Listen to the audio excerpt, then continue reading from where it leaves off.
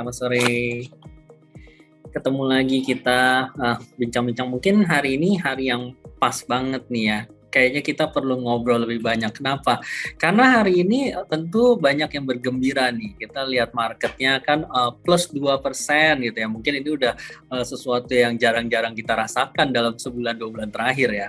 Nah, tapi sebenarnya dilema juga gitu kan. Kayak either kita naik 2% hari ini atau mungkin di kemarin semalam Dow Jones di Amerika naik 2,5%. Tapi kan sebenarnya kalau kita lihat trennya, kita mau ngukur misalnya sepanjang year to date gitu kan, kita melihat kayak Dow Jones sendiri itu minus double digit lah, apalagi S&P 500 gitu sebenarnya kan juga sempat ke teritori bearish gitu ya, minus 20% gitu. Nasdaq lebih parah lagi gitu, udah sempat hampir 30% waktu dia worst-nya ya. Dan IHSG sendiri sebenarnya kan kalau di luar kenaikan hari ini mungkin kita juga dari peak-nya itu masih minus 10% lah, sekitar itu kan. Nah, ini kan menjadi pertanyaan sebenarnya bagi kita semua, apakah market ini benar-benar sudah reversal gitu, jadi penurunannya sudah berakhir. Nah, apakah ini juga hanya sekedar dead cat bounce gitu kan, hanya ya bull trap lah ya gitu, pura-puranya ternyata ini resist untuk turun lebih dalam gitu kan. Nah, makanya di sini di sore yang baik ini aku udah mengundang teman-teman dari BNP Paribas, ada Bu Francisca Wijaya gitu ya. Nanti akan membantu kita berbincang-bincang dengan kita tentang market gitu. Halo sore Bu Francisca. Ya, sore Pak. Oke. Baik ya kabarnya hari ini. Nanti kita bincang-bincang ya. Tapi sebelumnya mungkin aku share sedikit slide dulu tentang kita punya inilah rules-nya untuk webinar kali ini. Nanti teman-teman yang mau bertanya bisa langsung chat di kolom Q&A. Nanti kita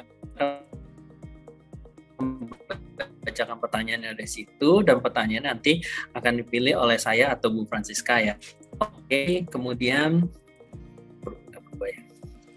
kalau teman-teman yang mau ikut terus perkembangan tentang pasar ya, jadi teman-teman juga bisa mengikuti Market Talk yang kita adakan ya di live IG @Tribega Sekuritas setiap Senin sampai Kamis jam 8 malam. Nanti teman-teman bisa bincang-bincang juga tentang teknikal ataupun dengan news yang lagi hot di market. Nanti bisa diulas semua situ oleh teman-teman dari Trimega. Kemudian juga kita ada setiap hari Jumat ada Investalk ya untuk jam 4:30 sore. Jadi ini teman-teman bisa belajar lebih banyak tentang edukasi di pasar modal, tentang ya sesuatu hal yang baru lah biasa yang kita bahas di sana. Kemudian ada juga Clubhouse ini kita biasanya live trade ya, jadi jam 2:30. Jadi teman-teman kalau yang masih ngikutin Clubhouse kita yang setiap Selasa Kamis jam 2, nah kita agak bergeser sedikit ya, 2:30, karena kita sambil closing the market ya, kita menutup market sambil kita live trading bareng. Oke. Nah, oke, thank you. Tadi kita udah perkenalan sedikit ya dengan Bu Francisca Wijaya. Jadi beliau ini adalah investment specialist dari BNP Paribas Asset Management. Thank you banget Bu Francisca atas waktunya nih, udah menyempatkan diri. Tadi aku sempat ceritakan sebenarnya ini mungkin banyak orang yang antara happy atau galau justru gitu, karena yang galau tuh pasti yang belum punya barang kan, yang belum beli gitu, belum sempat beli, terus mau beli besok, waduh jangan-jangan udah dipucuk nih apa resisten gitu kan. Kalau yang sempat beli di bawah mungkin ini juga masih average buy, modalnya masih tinggi gitu, belum BEP gitu ya. Jadi, nah teman-teman makanya nih untuk dapat gambaran yang lebih clear tentang semester 2 gitu, karena semester 1 mungkin kalau perjalanan saya sendiri pribadi mungkin itu cukup nggak mudah gitu ya di semester 1 ini.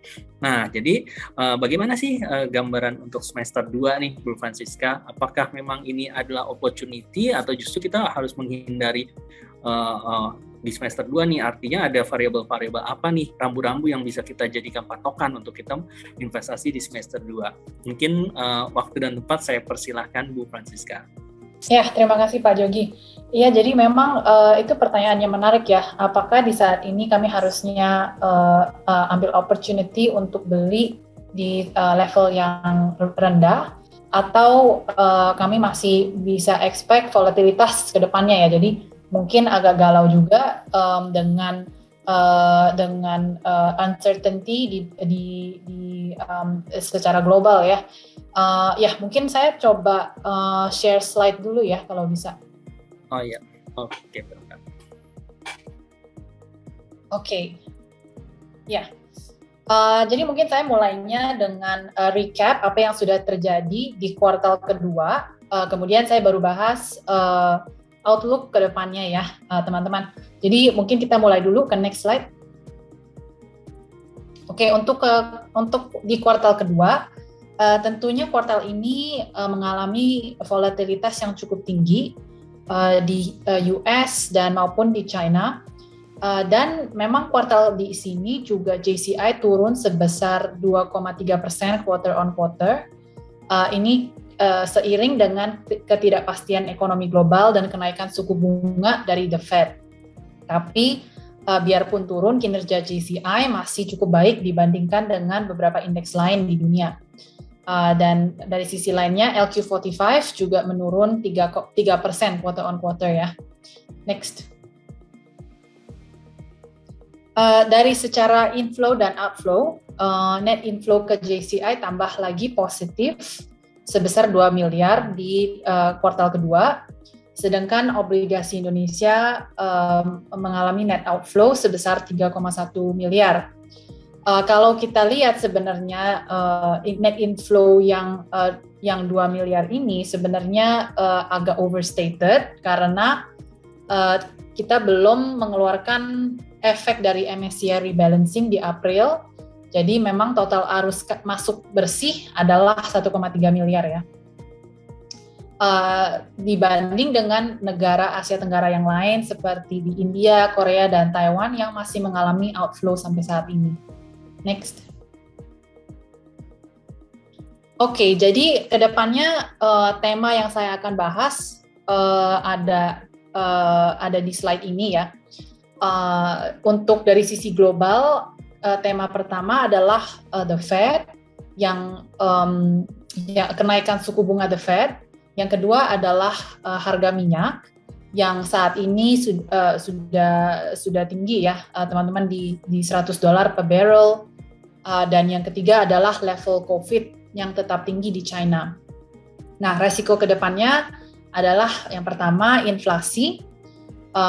Yang kedua adalah the Fed yang lebih agresif dari perkiraan, dan yang ketiga adalah konflik di Ukraine.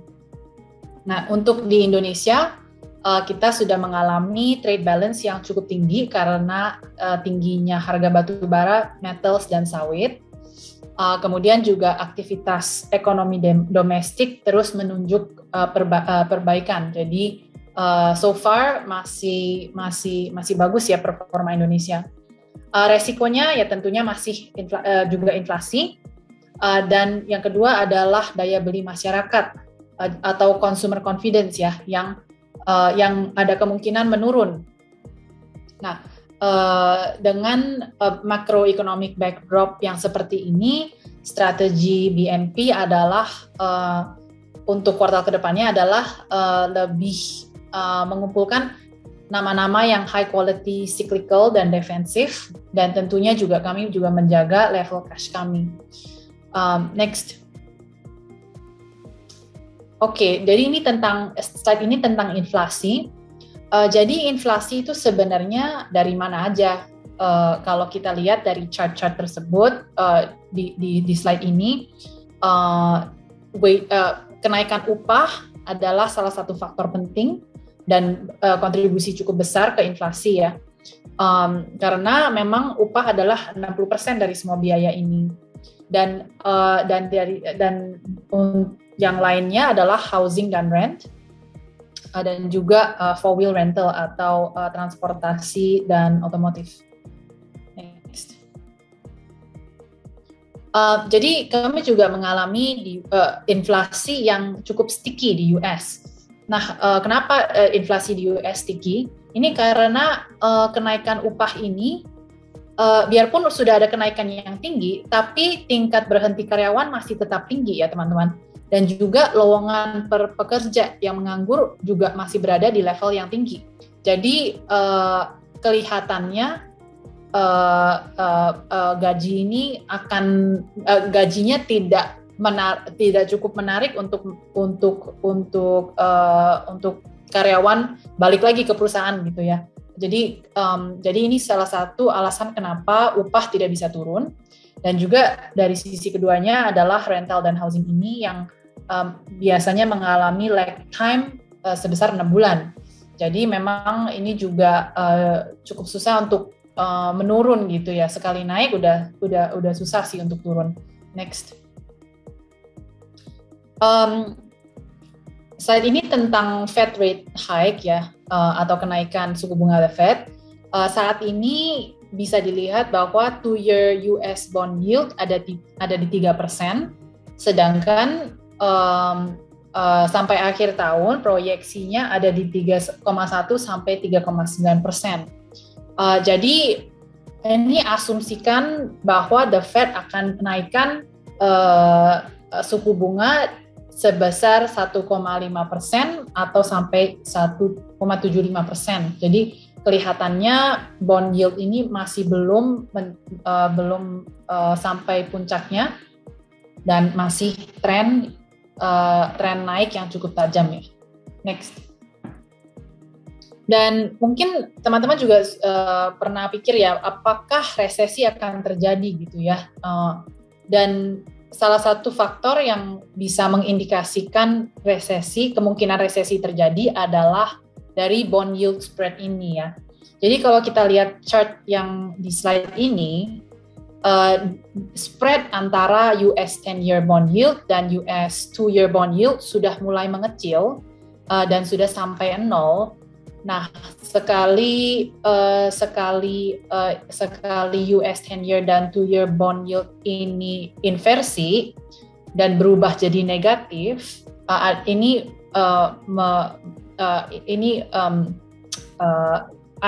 ada kemungkinan resesi akan terjadi ya teman-teman. Jadi memang kita sudah sampai titik di mana ada kemungkinan resesi akan terjadi. Next. Dan datanya juga sebenarnya mendukung view itu, karena kalau kita lihat dari US ISM Manufacturing Index juga mulai melambat, dan semua segmen yang di chart sebelah kanan ini telah menunjukkan perlambatan month on month, khususnya dari segmen rekreasi dan perhotelan.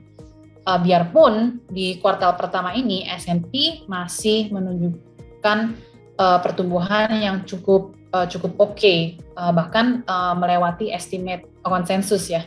Jadi memang saat ini belum ada tanda-tanda resesi, tapi kalau kita lihat forward looking datanya seperti ISM Manufacturing sudah ada tanda-tanda slowdown.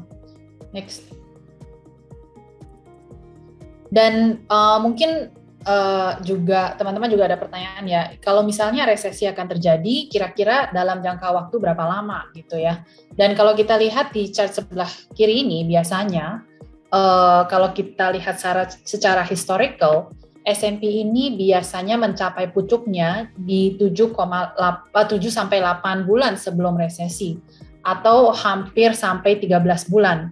Nah, kalau kita lihat ke belakang kan kira-kira The Fed atau S&P sudah mencapai puncuknya di bulan Desember tahun lalu, atau ya memang itu pucuknya ya, cuma Mei kayaknya bulan yang mengalami penurunan yang signifikan sekali ya. Jadi kalau kita hitung 13 bulan ke depan, sebenarnya ini kemungkinan resesi akan terjadi di semester kedua tahun 2023. Jadi ada kemungkinan bisa terjadi di awal tahun 2023 atau semester kedua. Nah, ini bisa kami kaitkan dengan pasar yang bearish sekarang. Dan tidak hanya di US ya teman-teman, karena kita juga lihat bahwa pasar saham Asia sudah turun juga akhir-akhir ini, dan investor global juga memprediksi bahwa laba bersih perusahaan-perusahaan Asia akan turun mengikuti aktivitas ekonomi di US. Next. Dan dengan volatilitas yang cukup tinggi saat ini, sentimen juga sebenarnya sudah di titik yang paling rendah ya kalau kita lihat chart bull bear ratio. Yang sebelah kiri ini bull bear ratio-nya individual investor, dan yang sebelah kanan ini untuk financial advisor. Jadi kelihatannya sentimennya juga sudah mencapai titik yang paling rendah ya teman-teman. Next. Oke, ini survei yang diadakan di tanggal 26 sampai 31 Mei. Nah, ini tentang Russia-Ukraine War. Dan pertanyaannya di survei itu adalah, do you support Russian armed forces in Ukraine? Bisa dilihat di chart ini bahwa mayoritas Russian masih setujui perang di Ukraine ya, sebesar 77% ya teman-teman. Jadi approval ratingnya masih tinggi sekali, sedangkan yang tidak atau tidak setuju ya sekitar 23%. Jadi kelihatannya perang ini akan terus berlanjut dan ada kemungkinan melebar gitu. Jadi itu salah satu resiko ya ke depannya. Next. Oke, ini sudah bagian China. Untuk di China memang karena zero COVID policy yang membuat wilayah Shanghai mengalami slowdown dan ini mengakibatkan dampak ekonomi yang cukup besar di seluruh China karena memang kontribusi yang sangat signifikan kepada PDB dan ekspor dari Shanghai. Maka kami juga expect bahwa di tahun 2022 ini GDP growth di China juga di bawah ekspektasi atau kami revisikan ekspektasi untuk China gitu. Tapi di tahun 2023 kami expect bahwa sudah rebound atau sudah ada pemulihan dan balik lagi lebih tinggi dibanding ekspektasi.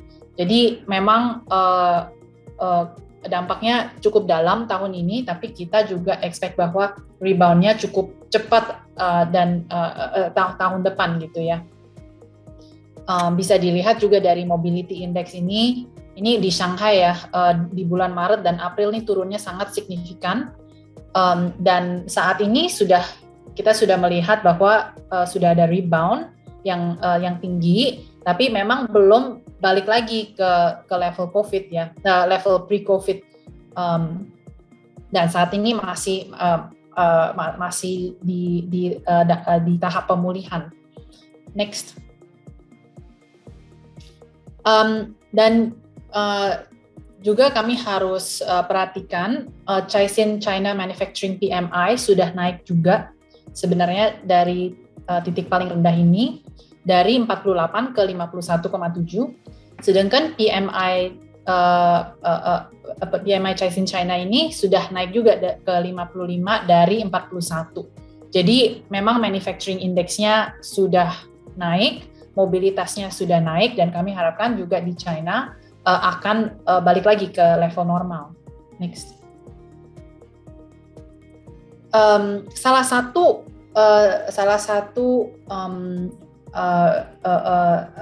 weapon ya yang digunakan oleh pemerintah China adalah macro policy easing ini, di mana pemerintah China memutuskan untuk merendahkan deposit dan lending rate, suku bunga, dan juga reserve requirement ratio ya untuk bank, maka untuk menambahkan likuiditas di pasar uang, dan juga mereka diadakan pemotongan pajak untuk perusahaan untuk stimulasi ekonomi. Jadi ini juga tanda-tanda positif dari pemerintah China. Next. Dan dari sisi positifnya juga, saat ini US masih lagi mereview tarif tentang impor dari China ya. Jadi memang saat ini tidak terlalu signifikan karena dampaknya hanya 10 miliar ya, 10 miliar US dollar dari total 300 miliar. Tapi memang kalau misalnya US dan China sudah tidak mengeliminasikan tarif dari impor, ini akan jadi sentimennya lebih positif terhadap China dan global trade. Next. Oke, untuk di Indonesia, saya recap sebentar untuk kuartal yang kedua. Kami mengalami tren ekspor yang positif karena tingginya harga komoditas, dan juga kami melihat bahwa aktivitas ekonomi sudah mulai pulih setelah Omicron. Kedepannya, outlook kami masih untuk semester kedua, kami masih expect bahwa akan ada laba bersih yang masih pelan ya di second half, jadi masih belum pulih total gitu, dan juga resiko inflasi yang harus dipantau. Resiko yang lainnya adalah mutasi varian virus COVID dan juga inflasi yang lebih tinggi dari diperkirakan. Next. Ini chartnya menunjukkan bahwa sudah terjadi pemulihan sekitar 30% dari puncak lebaran tahun lalu. Jadi kalau kita bandingkan dengan lebaran tahun ini dan tahun lalu, sudah ada kenaikan 31%. Dan semua wilayah juga mengalami pemulihan, termasuk Bali yang sudah melihat peningkatan mobilitas. Next. Dan untuk di chart ini, mungkin teman-teman juga sudah baca ya bahwa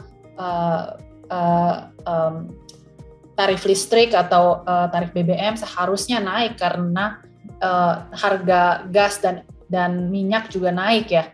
Cuma dengan keputusan pemerintah untuk tetapkan harga gas, harga listrik, BBM dan gas di harga yang sama dan untuk mempertahankan inflasi di 4 sampai 4,5%, ini sebenarnya membuat subsidi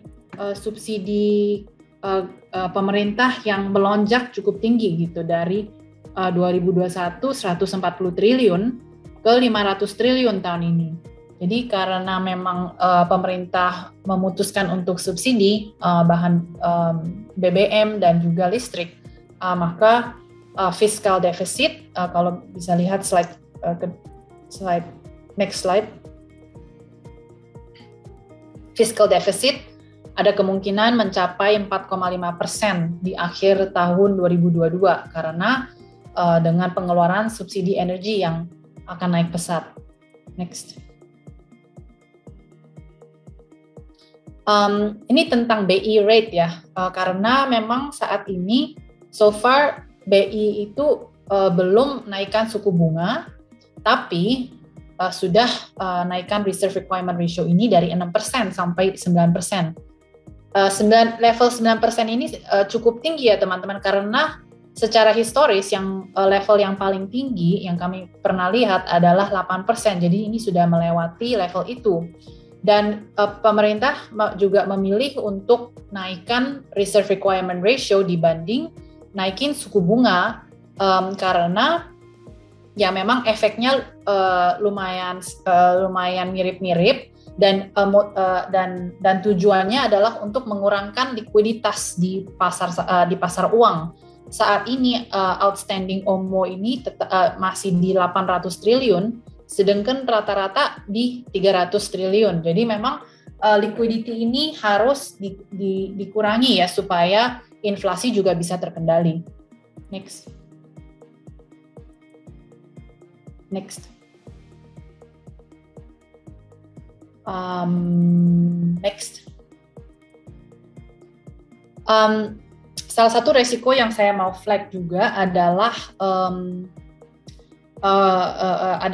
resiko currency ya, karena memang kalau kita lihat rupiah dan US dollar kursnya juga sudah mencapai 15.000 dan ini menurut saya cukup risky ya, karena 15.000 adalah level yang psikologis, dan kalau kita misalnya melewati 15.000 ini bisa mungkin membuat sentimen juga lebih buruk gitu. Tapi saat ini kita juga masih dijaga di bawah 15.000 dan sepertinya pemerintah juga akan intervensi ya kalau misalnya kursi rupiah ini melewati level tersebut gitu. Dan juga sebenarnya dari harga komoditas juga membantu sih dari trade balance kami ya. Jadi ya memang tidak terlalu saat ini masih bisa terjaga. Next. Untuk dari BNP, expectation EPS growth di tahun 2022 adalah 21%. Berkontribusinya didorong oleh komoditas 14%, finansial 8%, consumer staples 2%, consumer discretionary 2%, kemudian construction 0,4%. Jadi ini yang sektor yang paling signifikan earnings growth-nya ada di sektor komoditas. Next.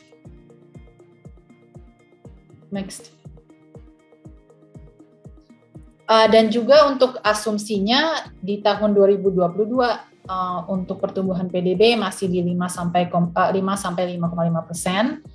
inflasi masih di 4-4,5%, dan nilai tukar rupiah masih di 14.000 sampai 14.800. Sedangkan BI rate masih di 3,5 sampai 4%. Next. Ya, itu sudah mungkin ya slide saya sudah berakhir ya, dan mungkin ada next slide-nya atau sudah selesai ya? Sudah, oke, teman-teman. Jadi itu slide saya juga sudah berakhir. Semoga bisa membantu ya dan mencerahkan pilihan ya tentang mau beli atau mungkin mau nunggu lagi untuk pembelian reksadananya. Dan saya juga mungkin balik lagi ke Mas Yogi ya untuk mungkin pembukaan Q&A mungkin ya. Oke, mungkin teman-teman kalau yang mau tanya boleh ya langsung chat aja di kolom Q&A. Tapi mungkin sebelumnya aku mau tanya dulu Bu Siska. Kalau tadi kan dari pemaparan itu jelas gitu ya. Maksudnya resiko terbesar yang ada di depan ini berarti kan resiko kekhawatiran adanya resesi gitu kan. Ya. Orang udah mulai gadang-gadang, cuman mungkin awalnya orang menebak-nebak kapan sih pertama kali nanti resesi terjadi gitu kan. Nah mungkin udah banyak lah yang bilang semester 1 tahun depan di Amerika udah kejadian, atau semester 2 tahun depan paling lambat gitu kan. Nah yang mungkin orang investor banyak yang sepakat tuh ya kan waktunya. Nah, cuman yang tadi menarik itu dari slide Bu Siska kan, kalau misalnya secara historical itu resesi terjadi biasanya bisa almost 1 tahun gitu kan, ya sampai dengan 13 bulan. Nah, ini mungkin jadi pertanyaan kedua nih dari teman-teman investor. Ya kita berpikir yang resesi kali ini yang terjadi itu lama, panjang, atau justru lebih pendek ya gitu.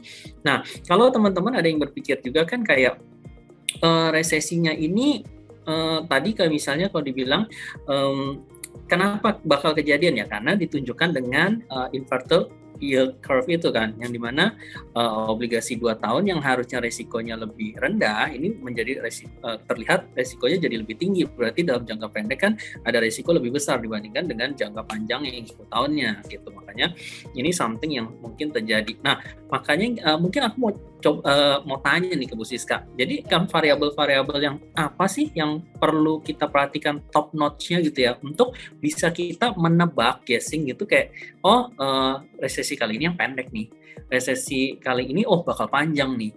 Nah mungkin apa ya kayak tipsnya gitu ya untuk investor, terutama investor retail gitu ya kayak kita, apakah perhatikan variabel ini atau apakah cukup melihat inflasi doang nggak?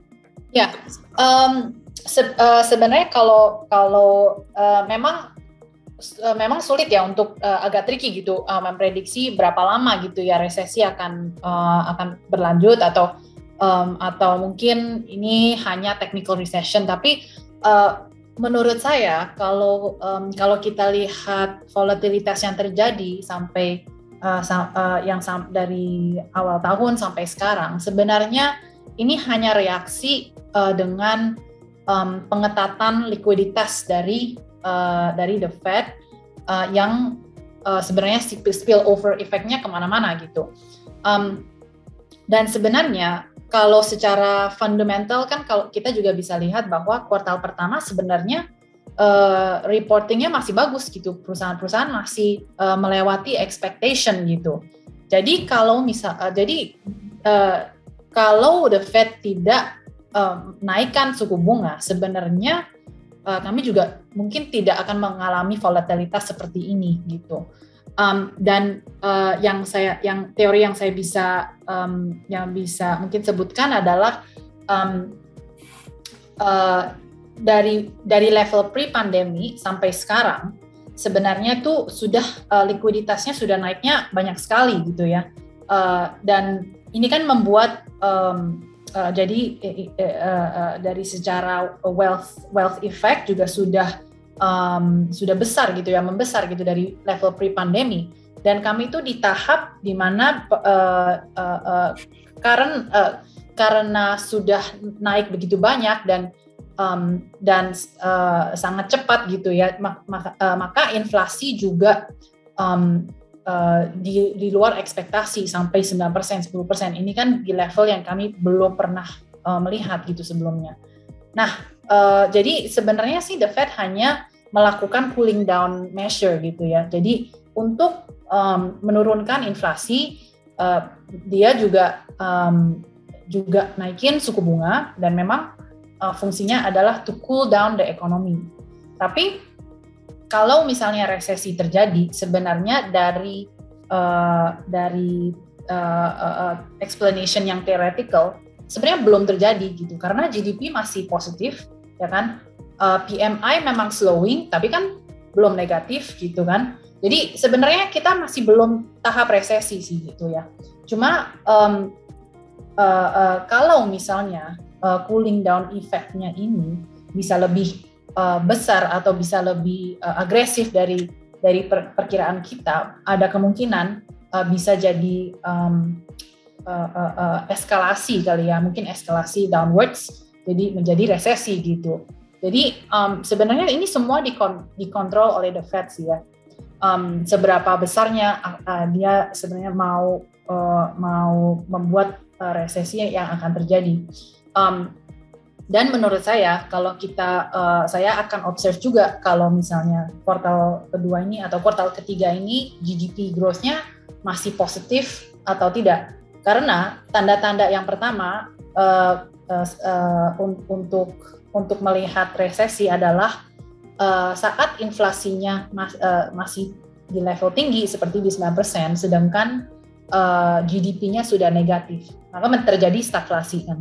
Ini akan menurut saya ini tanda-tanda pertama yang akan signal resesi akan terjadi atau resesi sudah mulai gitu.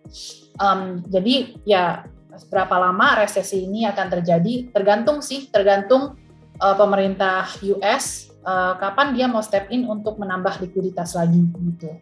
Kalau misalnya dia pikir inflasinya sudah tinggi ya, dan lebih prioritaskan inflasi, dan pokoknya dia nggak peduli gitu resesinya mau seberapa berat gitu loh, pokoknya inflasinya harus turun. Nah itu kan berarti kita resesinya akan lebih panjang dari perkiraan kan. Jadi memang semua ini tergantung dari the Fed, apakah dia mau lebih prioritaskan pertumbuhan ekonomi atau dia mau lebih rasional ya, mungkin dia tidak mau ekonominya overheating atau kenaikan upahnya begitu tinggi gitu ya, atau sampai karyawan-karyawan sudah tidak mau balik ke kerja gitu kan. Jadi kan ada faktor itu juga gitu, kalau misalnya likuiditasnya terlalu banyak gitu, ya itu sih jadi faktor-faktor yang harus dipertimbangkan, dan juga kami juga harus melihat ke depannya. Tapi to answer your question, saat ini kami sih belum melihat bahwa ada tanda-tanda resesi gitu ya. Actually it's the opposite gitu, malah bagus gitu. Cuma sentimennya aja yang negatif karena kita sudah tahu juga karena the Fed akan agresif ke depannya dan ada kemungkinan inversi 10-year, 2-year bond yield ini, maka kami juga sudah siap-siap gitu. Sebenarnya sih belum ada apa-apa gitu. Gitu sih Mas Yogi. Khawatir, biasalah orang buy on rumor, sell on Iya. news gitu ya. Ya justru mungkin kalau datanya Q1 atau Q2 udah ditunjukkan resesi, nah mungkin marketnya malah udah bottoming. Iya, udah bottoming gitu. Nah, tapi kalau misalnya bicara lagi tentang US, sebenarnya kan karena dia global player gitu ya. Jadi sebenarnya kalaupun someday dia masuk ke resesi, itu sedikit banyak itu kan pasti akan berpengaruh ke seluruh dunia gitu kan. Nah, kalau orang mungkin investor saat ini menilai kayak Indonesia aman gitu tadi, karena salah satunya diuntungkan dengan ya kenaikan harga komoditi ini, yang which is itu kita jadi tercermin dari trade balance kita yang surplus gitu ya. Nah, jadi kita mungkin masih oke lah dinilai masih jauh dari resesi. Tapi sebenarnya kan kayak komoditi ini kan sesuatu yang kita juga setujui bahwa ini kan cyclical ya. Artinya ada cycle-nya, ada naik pasti ada turun. Dan ini pasti berulang-ulang kan. Nah, mungkin dari Bu Siska melihat kayak harga komoditi yang cukup tinggi ini itu apakah akan berlangsung justru lama gitu? Apakah benar yang namanya super cycle itu akan terjadi gitu? Karena kita harus prepare kan, kapan kita menerka bahwa ini mulai ada slowing down dong. Kayak misalnya mungkin CPO, nikel atau timah kita udah mulai rasakan kan, mulai turun.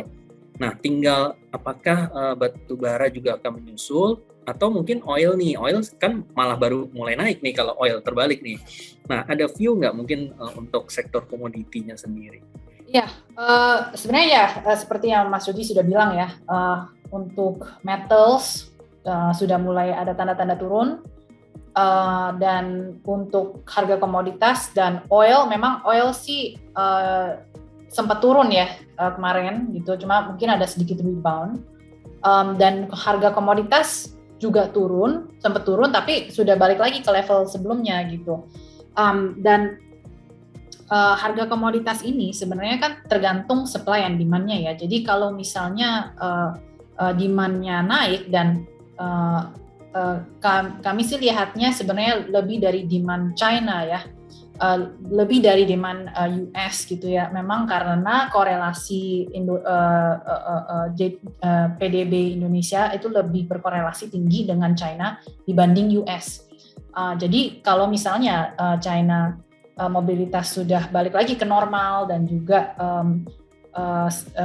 zero COVID policy-nya sudah ditidakkan lagi, ada kemungkinan ekonomi akan rebound di kuartal ketiga ya. Dan memang kami juga sudah point out kan di slide kami bahwa memang kami expect-nya akan ada terjadi rebound di kuartal ketiga.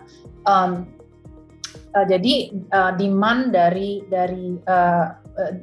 demand untuk batu bara ini akan naik, dan harusnya harga coal ini masih, untuk menurut saya masih akan tetap di level yang tinggi ini. On the other hand ya, ini juga tergantung supply-nya ya. Memang supply batu bara itu banyak sih sebenarnya dari Russia dan Ukraine ini, tapi kan kelihatannya belum ada, masalahnya belum selesai, jadi kita juga tidak bisa harapkan supply dari situ ya. Jadi menurut saya di jangka menengah harga komoditas harusnya masih di level yang cukup tinggi, maka sampai akhir tahun ini harusnya tidak akan turun, tidak akan ada penurunan harga batu bara atau minyak. Dan kemungkinan tahun depan kami mulai lihat demand-nya mulai turun ya, karena kan juga sudah lebih normalisasi gitu ya. Tapi untuk tahun ini memang expectation kami masih di level yang tinggi. Gitu sih Mas Rudi. Oke, mungkin nanti menjelang biasanya Q4 juga masuk musim dingin winter gitu, permintaan akan pick up lagi biasanya ya. Jadi itu masih mempertahankan harganya level tinggi. Oke, kalau boleh spill dikit nih Bu Siska. Jadi sebenarnya kayak dengan kondisi kita yang tahu kita harus pasang posisi yang cautious juga ya, maksudnya kita hati-hati bahwa ini resesi akan terjadi, walaupun kita juga melihat bahwa sebenarnya ada faktor-faktor positifnya loh, kayak beberapa faktor positif di Indonesia kayak harga komoditi dan lain-lain. Nah, kalau jadi produk BNP mana nih yang kira-kira cocok gitu, misalnya untuk kita investor yang misalnya baru mau invest nih mulai di sekarang untuk ya 1 tahun ke depan atau 3 tahun ke depan gitu, dengan kondisi yang sekarang tuh terbaik seperti apa gitu, produk yang seperti apa gitu. Jadi mungkin saya bisa jelasin sedikit ya tentang BNP produk ekuitas kami ya, dan juga untuk BNP Paribas Sri Kahati. Jadi reksadana untuk investment strateginya BNP Paribas Equity ini di benchmark dengan LQ45 80% dan 20% IHSG. Dan kemudian sektor consumer non-cyclical adalah salah satu sektor yang cukup besar, yang strateginya lebih defensif, menghadapi volatilitas pasar dan kondisi inflasi yang tinggi, dan juga emiten-emiten yang memiliki pricing power ya ke depannya. Jadi kami suka dengan BNP Paribas Equitas. Yang kedua, untuk BNP Paribas Sri Kahati, ini adalah reksadana yang terdiri dari 25 emiten yang dengan hasil penilaian ESG ya teman-teman, dan finansialnya yang sudah memenuhi kriteria dari Yayasan Kahati. Jadi untuk produk ini sektor terbesar adalah sektor finansial yang mencapai 50%, dan nama-nama perusahaan di dalamnya mayoritas big caps, sehingga secara fundamental dan likuiditas cukup baik. Dan juga untuk keunggulan dari reksadana indeks adalah alokasi terhadap emiten bisa melebihi batas 10% yang ditetapkan OJK, sehingga ada potensi return yang lebih besar. Jadi itu sih dua produk ini yang saya rekomend saat ini, BNP Paribas Equitas dan BNP Paribas Sri Kahati. Oke, berarti tadi aku menemukan nih kata kuncinya. Jadi sebenarnya reksadana saham, tapi yang sebenarnya concernnya itu lebih di big caps yang ya tadi kan ada LQ45 gitu komposisinya, atau bahkan di embed lagi ada yang ESG gitu, yang tentunya ESG itu kan screening variabelnya jauh-jauh lebih ketat gitu ya. Nah, jadi selain memang secara fundamental itu juga udah tersortir gitu kan, dan memang likuiditas ini juga membuat lebih comfort lah untuk MI mungkin keluar masuk gitu lebih cepat gitu ya. Dan kalaupun memang market turun, tapi hopefully kayak dengan model-model seperti itu harusnya rebound pun lebih cepat gitu, konsepnya seperti itu gitu ya, Bu Siska. Oke, mungkin aku coba lihat nih teman-teman ada yang sudah mulai isi Q&A ya. Mungkin ini pertanyaan Abdullah Emir tadi sama ya, kayak kapan harga minyak dan komoditas akan tetap tinggi. Tadi mungkin Bu Siska udah jawab kan, mungkin sampai akhir tahun 2022 masih akan berada di level yang cukup tinggi ya. Nah, kemudian nih ada pertanyaan dari Adi Surya. Izin bertanya kepada Bu Siska, BI menjual SPN sebesar 390 miliar dengan alasan kelebihan likuiditas. Apakah ini pertanda jika suku bunga masih ditahan oleh Gubernur BI? Bagaimana pandangan BNP? Jadi untuk pertanyaannya adalah emiten obligasi yang dikeluarin sama pemerintah ya, apakah suku bunganya akan ditahan di level seperti itu? Iya, menurut saya sih harusnya iya, pemerintah akan tahankan suku bunga di level itu, karena dia juga mengingat bahwa saat ini kurs rupiah dengan USD ini juga sudah mulai depresiasi ya. Jadi kalau misalnya dia tidak tahankan yield obligasi ini, obligasi pemerintah ini, maka akan terjadi banyak outflow.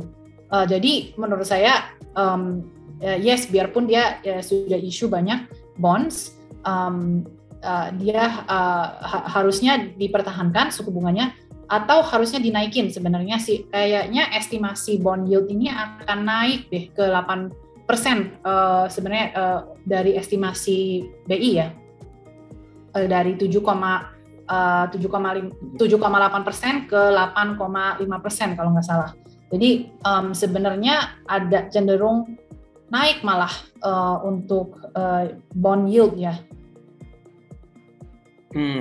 Kalau misalnya tadi dengan view BI rate sendiri, kemungkinan nanti hari Kamis nih harusnya kita mungkin tahu kan besok ya apakah BI akan dinaikkan. Kalau menurut BNP Bu Siska gitu ya, ini sebenarnya gini deh, lebih baik naik atau enggak sih gitu? Ya, menurut saya sih sudah pasti lebih baik naik ya, karena kami juga sudah sangat behind the curve dibanding the Fed gitu ya. Harusnya mereka sudah naikin 75 bips, kami belum naikin sama sekali gitu. Biarpun kami sudah naikin reserve requirement ratio-nya gitu. Dan mungkin kalau misalnya BI tidak naikin suku bunga, ini malah menjadi resiko ya buat outflow dari negara. Mungkin untuk meeting yang minggu ini ada kemungkinan bisa dinaikin 25 bips, tapi kalau misalnya tidak, menurut saya by Agustus ya harusnya pemerintah sudah naikin 50 bips ya menurut saya, karena kalau tidak naikin suku bunga ini ada resiko yang besar di mana rupiah akan depresiasi dan terjadi outflow gitu sih Mas Rudy. Oke, kalau misalnya kan BI berarti BI rate ini kan sooner or later naik nih ada waktu dekat. Itu saya lihat di grafik yang tadi di present itu kan juga EPS estimate growth-nya gitu. Salah satu yang negatif kan properti gitu ya. Apakah ini yang menjelaskan hal itu ya dengan kenaikan BI rate? Jadi ada sektor properti kan yang dirugikan lah dalam tanda kutip gitu. Nah itu cuman apakah maksudnya sektor mana gitu yang akhirnya menjadi pilihan BNP gitu? Kalau misalnya mengetahui dari grafik tadi kan mungkin yang contribute masih positif tebal itu adalah energi kan, komoditas, itu ada consumer. Nah apakah sektor itu ya menjadi favorit BNP ya sebenarnya? Since kalau kita lihat sebenarnya mungkin LQ45 kan mix tuh ya, lebih banyak financialnya mungkin ya. Makanya sebenarnya strategi kami itu lebih ke high quality defensif, dan artinya high quality itu kami juga memilih saham-saham yang memang kami suka yang fundamentalnya. Jadi tidak hanya dari sektornya, tapi memang saham individu ini kami suka manajemen timnya, dan juga kami expect-nya ke depannya masih ada pertumbuhan yang bagus gitu ya. Jadi dengan kenaikan suku bunga ya memang akibatnya kan resiko volatilitas pasar kan. Jadi kami fokusnya lebih dinaikin cash level, dan juga kami juga beli saham-saham yang lebih big caps seperti finansial, karena EPS growth-nya cukup lumayan ya dibanding sektor lain. Terus consumer staples juga karena lebih defensif gitu. Memang ada beberapa nama yang cyclical gitu ya, terutama di komoditas gitu. Cuma kami juga pastikan bahwa earnings growth prospeknya masih bagus gitu di nama-nama tersebut. Jadi ya kami asosiasi kenaikan suku bunga ini dengan volatilitas pasar. Jadi kami juga harus hati-hati aja gitu. Jadi memang harus dijaga cash levelnya gitu sih. Oke, jadi selain tadi pemilihannya di big cap, likuiditasnya tinggi, juga tentu harus ada earning growth yang estimate-nya positif ya ke depan. Kalau memang komoditi itu masih memberikan prospek, ya mungkin itu bisa jadi ya strategi taktis mungkin ya dari BNP tadi ya. Oke, nah ini kita lanjut ke pertanyaan lagi ya. Kalau kalau ada yang nanya apa recordingnya mau ditonton ulang, bisa nanti ada di YouTube kita ya, Trimoga Sekuritas. Nanti biasa kita posting 1 minggu kemudian ada di situ. Nah terus pertanyaan berikutnya lagi, Oh, ini kayak terkait dengan komoditi lagi, ada potensi kebijakan yang bisa menekan kenaikan harga nggak? Kebijakan yang bisa menekan kenaikan harga yang bisa jadi sentimen positif. Ada potensi. Mungkin gini, kalau yang negatif kan lebih ke kayak kebijakan pemerintah waktu itu yang untuk ekspor CPO ya, sehingga kan akhirnya supply berkurang tapi harga sempat pick up gitu karena mungkin kekurangan tuh supply di global. Nah, tapi mungkin ada nggak yang lagi dicermati Bu Siska gitu related to komoditi apa gitu? Jadi gimana? Pertanyaannya adalah kalau misalnya apakah ada kebijakan faktor mungkin ya. Kebijakan-kebijakan yang bisa mempengaruhi harga lah mungkin gitu. Oke. Sebenarnya salah satu sih DMO ya buat batu bara itu. Memang saat ini kan ada persetujuan DMO ini kan yang membuat produsen batu bara ini harus menjual di harga $70 maupun harga global nih saat ini mungkin bisa di $400, tapi tetap aja mereka harus jual ke PLN dan Pertamina di harga $70. Nah, ini juga bisa mengaruhi sentimen ya, mungkin sentimen dari sektor komoditas dan juga dengan misalnya itu salah satu sih yang mungkin saya bisa kepikiran ya untuk domestik, lebih ke alasan domestik ya. Dari luar itu sih sudah lebih ke global ya, di mana supply demand dynamic sih. Jadi yang saya sudah jelasin di awal di awal Q&A, lebih ke kenaikan demand itu kemungkinan bisa dari China, sedangkan supply ini dengan kurangnya supply dari Russia Ukraine ini kan kelihatannya tidak akan berubah di jangka waktu menengah ya. Jadi kalau misalnya ada supply growth dari Australia atau produksi tiba-tiba naik di Indonesia, ya itu juga kemungkinan bisa membuat harga batu bara berubah gitu ya. Mungkin untuk CPO, kalau misalnya kita bahas komoditas CPO, juga di ini ya B30, B45 ya, katanya mau dinaikin dari B30 ke B45. Nah, ini juga bisa membuat harga CPO lebih meningkat gitu, karena memang ya dengan stipulasi pemerintah ya. Jadi itu sih yang dua yang saya bisa kepikiran yang bisa mempengaruhi harga batu bara dan harga CPO ya. Oke, kalau sebenarnya ngomong di supply demand-nya komoditi ini kan sebenarnya yang membuat harga sekarang cenderung tinggi itu lebih karena mungkin supply-nya yang terbatas gitu kan. Tapi tadi menarik statement Bu Siska tentang di China ini kan tadi juga sudah sempat dibahas, ada mulai pertumbuhan inilah ya, ekonominya, manufacture-nya mulai bergerak positif. Apalagi kan kita tahu mereka tuh udah berapa ya, 2 bulan lebih gitu ya, mungkin lockdown ya karena kebijakan zero COVID-nya itu. Nah, alangkah baiknya ketika nanti itu sudah normalize, akhirnya dibuka, ekonomi pulih. Nah, mungkin lonjakan demand itu yang tetap akhirnya bisa menopang harga-harga komoditas itu. Nah, itu yang akhirnya juga tetap berdampak positif ke ekonomi Indonesia. Gitu kira-kira ya, Bu Siska ya. Ya, betul. Oke, nah ini mungkin udah dijawab dari Frankie SF. Ini pertanyaannya, kapan saat yang tepat untuk masuk reksadana saham? Nah, mungkin ada timingnya atau mungkin ada strateginya nggak nih Bu Siska? Oke, untuk reksadana saham yang mana nih? Indonesia atau US atau mungkin ya yang Indonesia seperti apa, yang US mungkin seperti apa? Kalau saya sih pikir kalau di US ya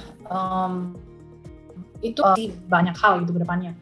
Sedangkan konflik Russia Ukraine juga belum berakhir, the Fed juga masih menaikkan suku bunga. Itu kan semuanya masih proses gitu. Jadi sepertinya volatilitas ini akan berlanjut. Tapi kalau dari misalnya kalau China ya, produk kami yang Greater China Syariah, dan juga di US itu yang Titans ya.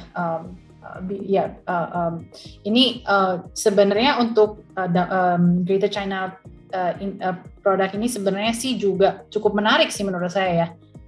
Dan kalau misalnya beli, mungkin di tahap saat ini sudah cukup atraktif gitu, karena kan kami juga sudah bahas ya barusan bahwa ekonominya sudah mulai naik gitu, pertumbuhan ekonominya sudah mulai naik gitu.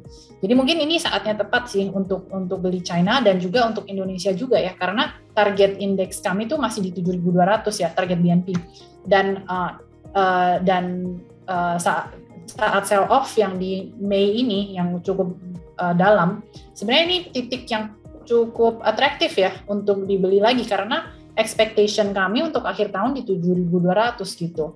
Jadi view kami sih masih positif gitu untuk China, Indonesia, dan US juga sebenarnya positif. Cuma memang itu soal timing menurut saya, karena kita tidak tahu kapan bottoming-nya, lebih baik belinya secara bertahap. Oke, beli secara bertahap ya. Tadi kan mungkin kalau yang USD itu ada BNP Cakra USD ya. BNP Cakra ya. Nah, mungkin kalau teman-teman sebenarnya ya, selain kalau nanti ada apresiasi dari kenaikan harga, tapi ada juga apresiasi dari sebenarnya USD rupiahnya sendiri gitu ya. Kalau dulu mungkin teman-teman yang sempat masuk waktu rupiahnya 13.900, 14.000 gitu. Sekarang 15.000 ya, sedikit banyak ada dua benefit itu ya. Mungkin oke, ini sudah terjawab. Oh, ini pertanyaannya sih general ya. Langkah apa yang harus kita lakukan agar kita tetap cuan di tengah kondisi resesi? Mungkin ini apa ya, ada strategi apa nih biasanya Bu Siska nih? Tetap cuan gitu intinya. Tergantung strategi masing-masing ya. Jadi saya ada teman juga yang sebenarnya bisa cuan ya di tengah resesi karena dia memang mainnya shorting gitu. Jadi ya berarti dia positif gitu. Tapi ya kalau misalnya strateginya long only memang agak sulit ya untuk karena ya hal yang kami bisa lakukan hanya memegang cash gitu. Jadi ya memang kalau di tengah resesi, kalau misalnya bisa ada cara untuk shorting saham, nah itu bisa sih. Nah kayak soal kripto lah atau itu sebenarnya bisa shorting ya. Tapi kalau untuk saham Indonesia kayaknya belum bisa gitu shorting. Jadi ya kalau untuk Indonesia ya memang ya mungkin di luar dari like fundamental reason ya, memang ya ada saham-saham yang mungkin bisa dibilang gorengan ya.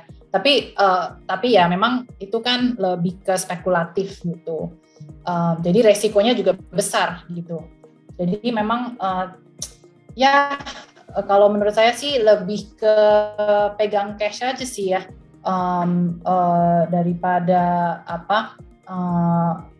beli macam-macam yang resikonya tinggi juga gitu. Ya benar, kan kalau ada istilah sekarang kayak defensive is the new offensive gitu ya. Jadi kalau memang tadi Bu Siska bilang ya raise case, mungkin teman-teman ya bisa masukin ke reksadana pasar uang atau mungkin fixed income yang selected lah. Kita lihat mana yang biasanya perform bagus, kan biasanya yang lebih ke corporate bonds mungkin ya. Jadi ya itu bisa diatur alokasinya gitu. Mungkin kalau di stock marketnya ya kita bisa lebih cermat, mungkin lihat yang ada corporate action gitu misalnya kan. Nah atau ya tadilah berdasarkan yang big caps mungkin yang udah disupport, nah itu nanti lihat lagi ke IHSG-nya seperti apa. Nah kalau udah berada di level-level support mungkin risk-nya lebih terukur kan. Nah itu kita bisa mulai baru nambah lagi porsi, biasanya seperti itu ya. Oke, ini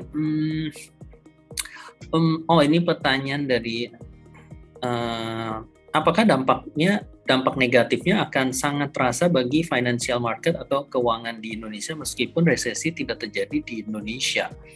Nah ini mungkin dampaknya seperti apa gitu realnya Bu Siska?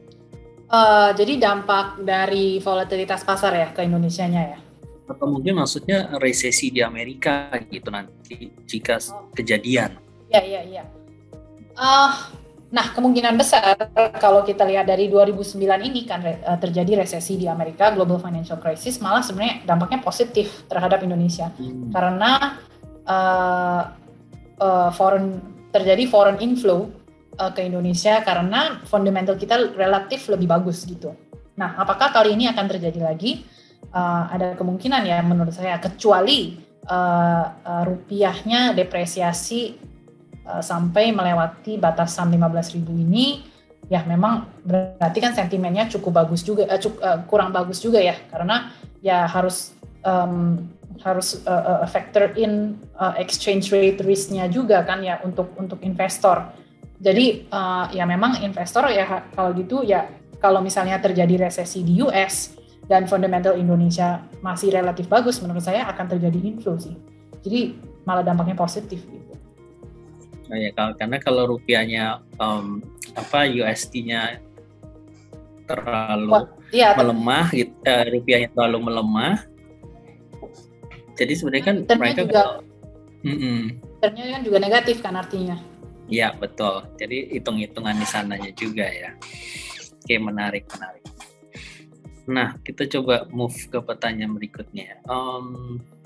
Tadi ini Widya mungkin sama ya. Kalau bila terjadi resesi, investasi yang aman dan tetap menguntungkan bagi para pensiunan yang sudah tidak ada penghasilan rutin, lebih ke yang lebih reksadana pasar uang atau fixed income tuh yang lebih tidak volatile gitu, sehingga kalau yang membutuhkan, kan ada beberapa mungkin yang fixed income yang ada fitur dividen juga, nah mungkin itu cocok tuh buat yang memang perlu uang atau dana untuk kebutuhan rutin ya. Mungkin nanti teman-teman bisa explore sih dari tanya teman-teman di Trimegah tuh ada produk-produknya. Oke. Ini rekomendasi investor retail saat resesi tadi udah dijawab ya. Kalau misalnya ini Iqbal ya, aku mungkin agak twist dikit pertanyaan. Dia sebenarnya lebih menguntungkan di kondisi bear ini kalau kita investasi di instrumen obligasi ataupun saham sih gitu. Mana yang lebih kira-kira bakal menguntungkan? Kenapa Mas Dugi bisa ngulangin lagi pertanyaannya? Di saat marketnya bearish begini, mungkin kita lebih bisa untung di obligasi apa di saham gitu? Untuk Indonesia ya. Menurut saya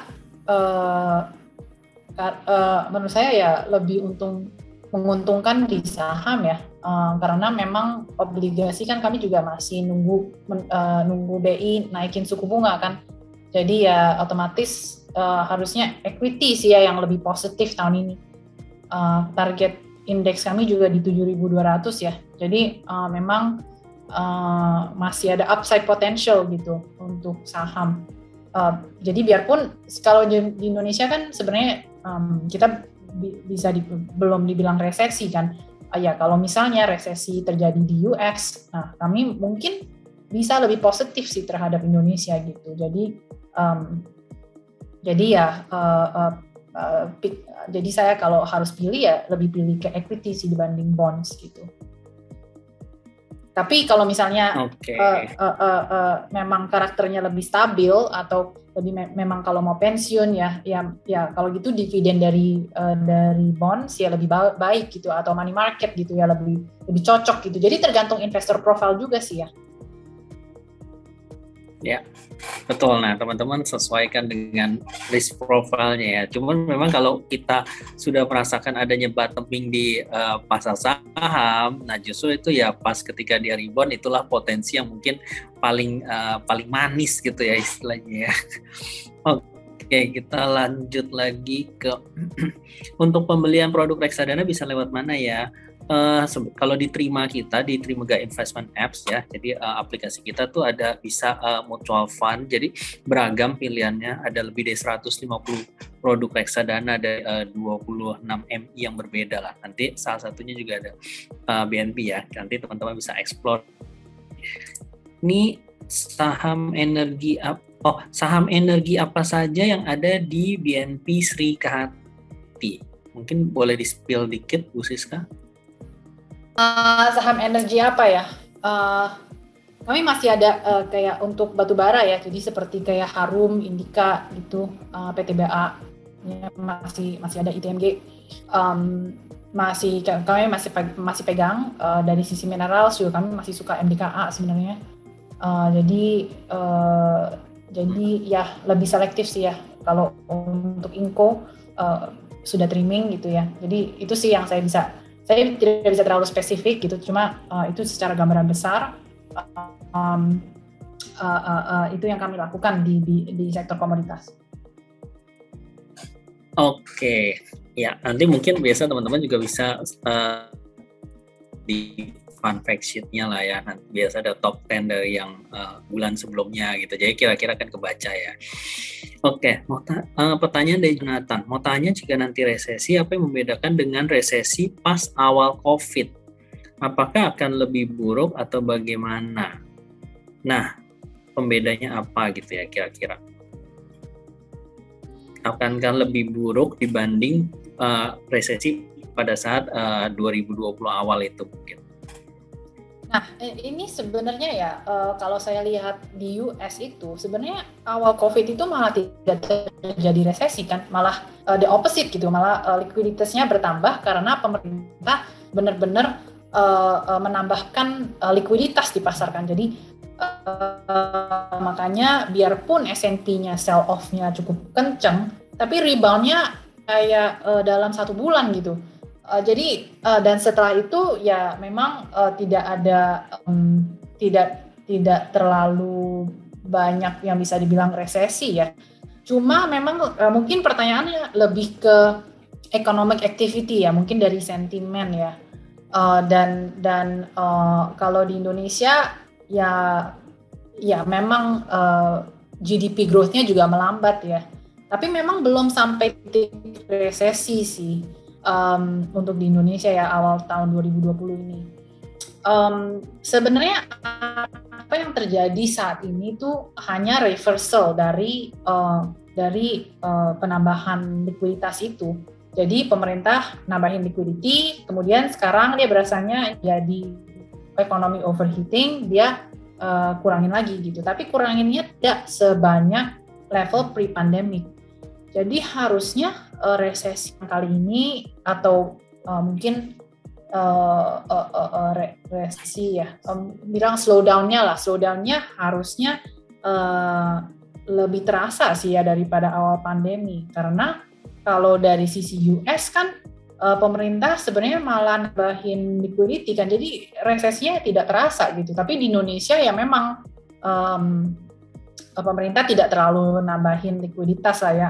Ya memang ada sih, tapi kita tidak ya banyak yang bilang pekerjaan gitu ya. Kami dengar secara anekdotal gitu. Tapi sebenarnya data-datanya sih tidak menunjukkan resesi sih. Inflasinya masih oke ya. Terus PDB-nya juga turun 2% gitu ya, masih di 3% gitu kan, nggak sampai negatif gitu. Kalau untuk Indonesia malah saya pikir in fact GDP growth-nya harusnya sih getting better sih ya, karena kan mobilitas juga sudah naik gitu. Jadi harusnya tidak separah dulu, dan sektor informal juga secara anekdotal juga sudah pulih lagi kayak Super Bluebird atau pekerjaan informal di hotel dan turis itu kan semuanya pada balik lagi gitu. Jadi harusnya sih malah lebih bagus ya untuk Indonesia. Jadi memang ini kalau kita lihat dari ya memang harus di differentiate ya Indonesia dan US ini, karena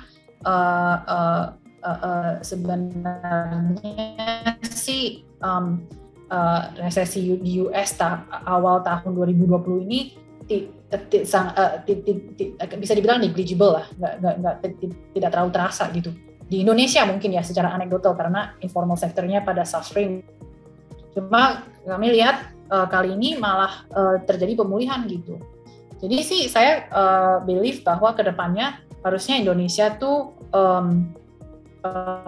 fundamentalnya lebih sehat dibanding awal tahun 2020 sih. Dan sektor teknologi memang yang mereplace sektor tradisional ya yang di awal pandemi, saat ini mungkin terjadi reversal sedikit, Tapi memang teknologi masih berjalan dengan baik sih menurut saya ya. Jadi ada behavioral change dan tapi dari segi employment dari informal sector harusnya lebih baik gitu. Jadi sebenarnya untuk Indonesia view saya sih masih positif. Oke, karena kata kuncinya mungkin mobility-nya itu tetap jalan ya, beda sama 2020 gitu ya. Oke, nah ini tadi mungkin Budi Prayit, investasi di RDPU maupun RDPT masih unggulan di saat bearish ini kah? Mungkin tadi sebenarnya ya balik lagi tergantung karakter, tergantung kita bisa membeli pasar saham kan karena volatile, kita bisa beli di bottom nggak, intinya kan seperti itu. Makanya tadi strategi dari Bu Siska kan ada beli sebenarnya ya average aja, karena kita baru akan menemukan harga yang lebih baik.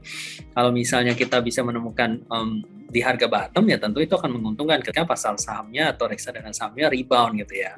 Tapi kalau mau lebih yang ke stability ya lebih ke RDPU atau RDPT dulu sambil melihat marketnya itu benar-benar ada signal yang sudah reversal bullish gitu kan. Mungkin gitu ya.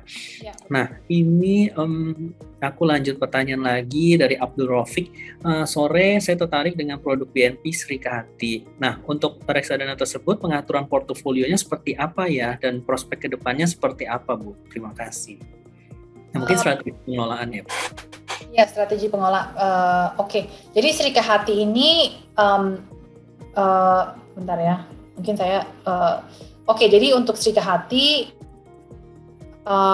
mungkin tentang investment strateginya ya, investment strategi ya Mas Yogi ya? Iya, strategi pengelolaan BNP Srikahati. Oke. Jadi memang ini kan khusus kami mengikuti ESG ya untuk Srikahati ini. Reksadana ini memiliki strategi untuk mirroring dengan indeks Srikahati sehingga tracking error-nya dijaga sekecil mungkin sehingga investor dapat memonitor kinerja reksadana yang lebih mudah. Nah, keuntungan lainnya adalah transparansi di mana 25 nama emiten dapat dilihat di website IDX dan dapat diukur juga dari bobot dari masing-masing emiten. Nah, selain itu, keunggulan dari reksadana indeks adalah alokasi terhadap emiten bisa melebihi batas 10% yang ditetapkan OJK, sehingga ada potensi return yang lebih besar. Srikahati ini memang melakukan rebalancing ya 2 kali ini dalam setahun, dan outlook-nya di indeks ini memang mau caps ya, terutama big caps. Maka kami pikir ketika market rebound, sektor ini juga bisa cepat untuk rebound gitu sih. Oke, ya. Thank you Bu Siska. Nah ini pertanyaan lanjutan lagi, apakah mungkin shorting indeks? Oh di Indonesia enggak ya, enggak bisa. Short ya. Tidak diperbolehkan. Oke. Tidak diperbolehkan. Ya. Untuk kios menarik Retiso ya. Mungkin itu nanti kita jawab pas market talk aja lah ya. Oke, gimana sih cara yang efektif ningkatin GDP Indonesia? Nggak tahu, mungkin ini maksudnya kalau Bu Sis boleh memberi saran ke pemerintah kali ya maksudnya. Gimana cara yang efektif? Wah ini berat ya untuk mengasih saran kepada pemerintah karena mungkin view saya hanya mungkin satu view gitu kan. Cuma untuk naikin GDP sebenarnya gampang sih ya. Memang diomongin sih gampang ya, tapi dilakukan memang agak susah gitu. Pertama itu GDP adalah dari efisiensi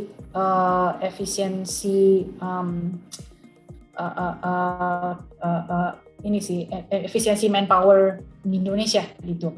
Jadi kan GDP juga kalau GDP per kapita kami masih di 3.000 ya per kapita ya, sedangkan negara-negara maju atau asing juga di 10.000 sampai ya bahkan bisa sampai 50.000 USD ya. Ya, ini sebenarnya kan dari penghasilan per orangnya di Indonesia gitu loh. Sebenarnya sih ini pertanyaan yang lumayan kompleks ya. Bidang apa yang sebenarnya kalau pemerintah tuh lebih fokus ke misalnya education ataupun skill based training gitu ya, yang bisa menambahkan talenta di Indonesia gitu loh.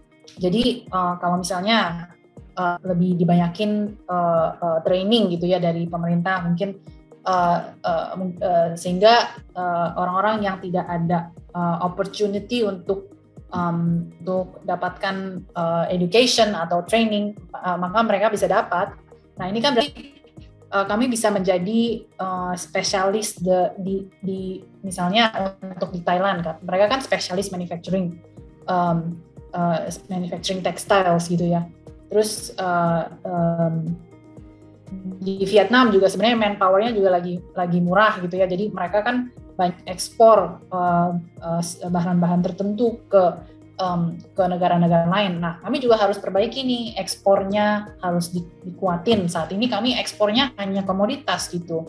Sedangkan kan komoditas juga sebenarnya limited ya. Maksudnya suatu waktu juga akan habis gitu ya.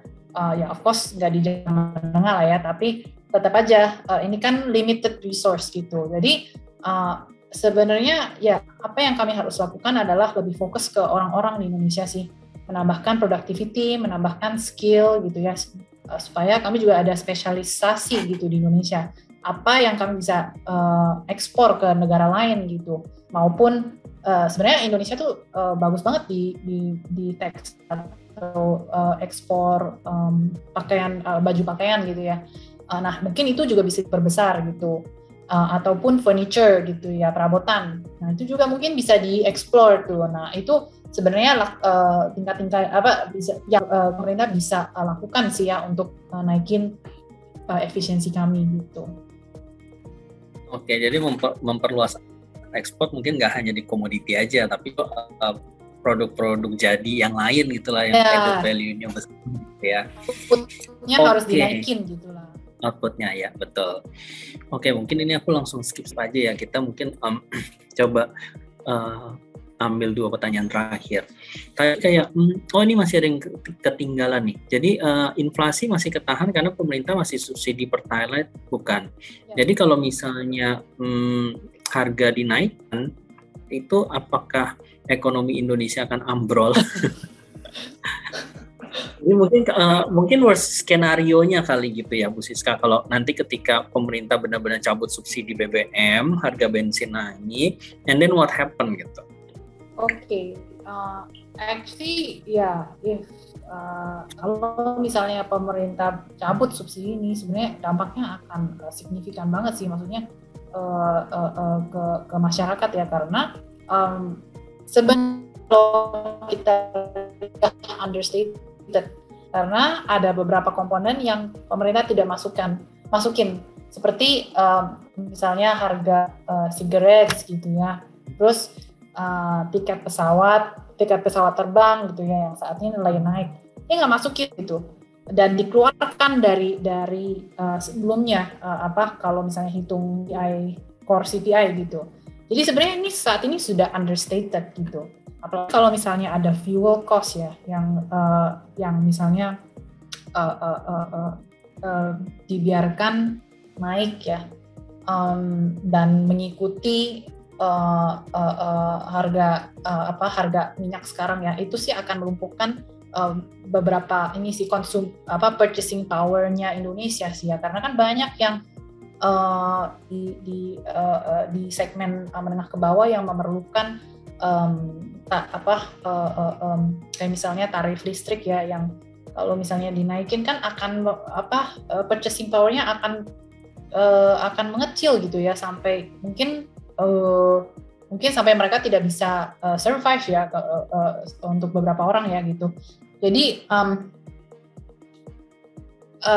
sebenarnya sih ya ekonomi Indonesia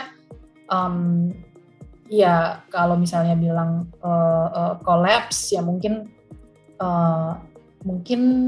enggak ya, maksudnya collapse itu kan ya relatif ya, in a way tergantung juga kan dari banyak faktor gitu. Cuma memang purchasing power akan turun banyak untuk mass market, tapi kan dari sisi menengah dan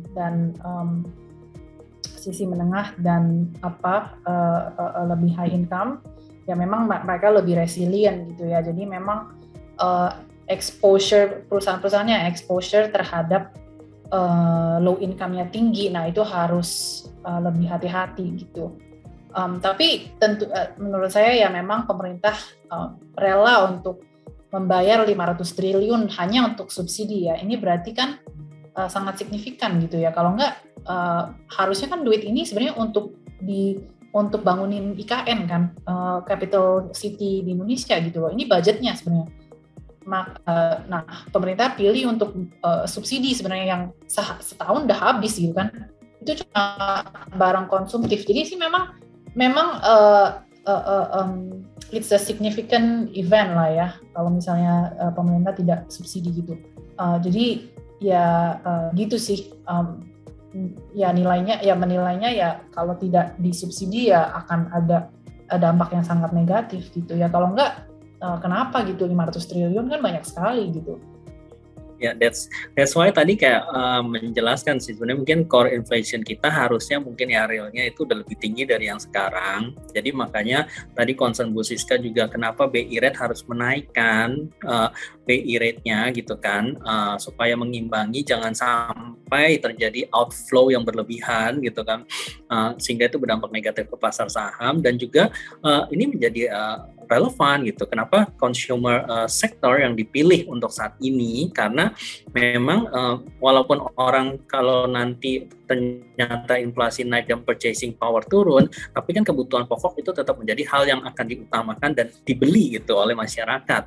Sehingga mungkin dampaknya ke emiten-emiten consumer goods ini ya jadi lebih less volatile lah dibanding mungkin luxury goods atau barang-barang lain gitu ya yang cyclical. Nah, itu mungkin rentetannya ya dari tadi pertanyaan itu. Nah mungkin ya satu pertanyaan lagi terakhir tadi kayak jika situasi Rusia Ukraina ini belum mereda sampai Q3, apakah mungkin akhir Oktober nanti Amerika Eropa akan berebut lagi mungkin coal dan natural gas sehingga indeks harga komoditasnya mungkin akan naik sehingga kita bisa lirik. Tadi mungkin Bu Siska juga udah sempat mention ya bahwa harga ini akan cenderung berada di angka yang relatif tinggi ya sampai akhir tahun Q4 mungkin dengan adanya winter dan lain-lain. Jadi sebenarnya for the rest untuk sampai akhir tahun mungkin kita masih bisa perhatiin ya untuk strategi taktis gitu ya Bu Siska ya. Nah, oke. Enggak sih, ya memang konflik Rusia-Ukraine ini kelihatannya akan berlanjut sampai kuartal ketiga sih. Jadi memang untuk sanksi-sanksi yang sudah ada ya yang sudah ditetapkan tidak akan dihapus ya. Jadi kan ataupun ya mungkin sanksinya malah diberatkan, maka supply-nya malah mengurang gitu kan. Jadi ya makanya yang tadi saya bilang tentang harga yang tetap di level tinggi ini akan berlanjut sih untuk komoditas. Iya, betul, agree. Oke, mungkin ini hampir menjelang 5:30, mungkin aku coba summary aja ya dari tadi perbincangan kita nih yang hampir 1,5 jam ini. Jadi kalau tadi Bu Siska paparkan, sebenarnya kita memang soon or later akan melihat terjadinya resesi gitu di Amerika, mungkin di semester 2 tahun 2023 lah paling lambat, karena juga ada tanda-tandanya kan kayak inverted yield curve itu yang menunjukkan bahwa biasanya yaitu akan terjadi resesi sampai tahun kemudian gitu kan. Jadi nanti apakah itu akan berlangsung lama atau enggak kita belum tahu karena kita masih harus lihat lagi bagaimana kondisi ya inflasinya dan lain-lain. Ini kan dinamis tergantung kebijakan pemerintahnya sendiri untuk lebih pro menekan inflasinya atau misalnya pro ke growth ekonominya gitu kali ya. Mana nih yang mau diutamakan gitu. Nah untuk Indonesia sendiri mungkin kita masih akan tetap diuntungkan as long ya kita punya komoditi ini masih bisa ekspor, harga masih cukup baik, tentu ini akan berdampak positif selama currency-nya tetap bisa dijaga, nggak level offside jauh dari 15.000 lah ya dolarnya ya, karena itu secara psikologi kan bisa mempengaruhi juga kan, dan mungkin emiten-emiten yang utang dolar atau import yang basisnya pakai USD ya itu akan tentu tergerus gitu kan laba bersihnya. Nah jadi dari situ tapi kita punya satu lagi nih variabel positifnya yaitu demand dari China. Mungkin ketika nanti dia lockdown-nya udah berakhir, nah ini tentu akan nge-boost demand untuk komoditas itu sendiri kan, sehingga ya bukan masalah supply kalaupun udah mulai banyak, tapi kan demand meningkat, jadi itu akan mempertahankan komoditi di harga yang relatif cukup tinggi gitu ya. Nah itu yang makanya kita lihat, kita nggak bisa nebak bottomnya mungkin di mana, tapi at least tadi strategi dari Bu Siska adalah memang reksadana saham ini bisa memberikan satu opportunity yang bagus ketika ini juga koreksinya udah cukup dalam. Jadi ketika nanti waktunya rebound, tentu ini akan menjadi sweet spot banget lah ya untuk investor dapat gainnya, capital gainnya akan lebih tinggi gitu kan. Nah, cuman memang kita harus lihat lagi capital belinya itu average, karena kita nggak tahu bottomnya gitu ya. Tadi pilihannya kan ada BNP Paribas Equitas sama BNP Paribas Serikahati gitu yang lebih ESG basis, atau mungkin yang kalau teman-teman mau yang basisnya USD gitu karena mau hedge gitu kan ya, ada yang BNP Cakra USD Syariah gitu ya. Nah, the rest sih kalau teman-teman yang mau menghindari volatility ya mungkin lebih parkir dulu di reksadana pasar uang atau reksadana fixed income. Fixed income kalau tadi tipsnya dari Bu Siska yang untuk pensiunan ya carilah yang ada dividennya gitu, karena itu akan jadi pemasukan rutin lah ya untuk pada saat pensiun. Jadi mungkin itu sih kalau dari saya. Bu Siska mungkin ada yang mau ditambahin lagi sebelum kita tutup? Enggak sih, sudah summary-nya cukup baik ya dari Mas Jogi. Jadi ya mungkin ya cukup dari saya juga. Ya, oke. Jadi teman-teman yang mau lihat produk-produk BNP juga bisa cek gitu ya, atau di Trimega Investment Apps kita juga ada pilihan mutual fund banyak, teman-teman bisa cek di sana, langsung beli dari sana. Oke, mungkin itu aja Bu Francisca Wijaya, thank you banget dari waktunya udah menyempatkan bincang-bincang cukup panjang ya hari ini, kita bahas tentang prospek bearish ke depannya ya. Mudah-mudahan teman-teman nggak panik gitu ya untuk menghadapi market yang bearish ke depannya. Dan teman-teman semua juga mungkin terima kasih banget waktunya, terima kasih yang sudah bergabung. Semoga ini bisa memberikan manfaat ya untuk teman-teman semua. Nanti bagi yang ketinggalan bisa nonton lagi di YouTube Trimega Sekuritas. Oke? Sore Bu Francisca Wijaya, sore teman-teman. Thank you, sampai kita berjumpa kembali. Oke? Bye-bye.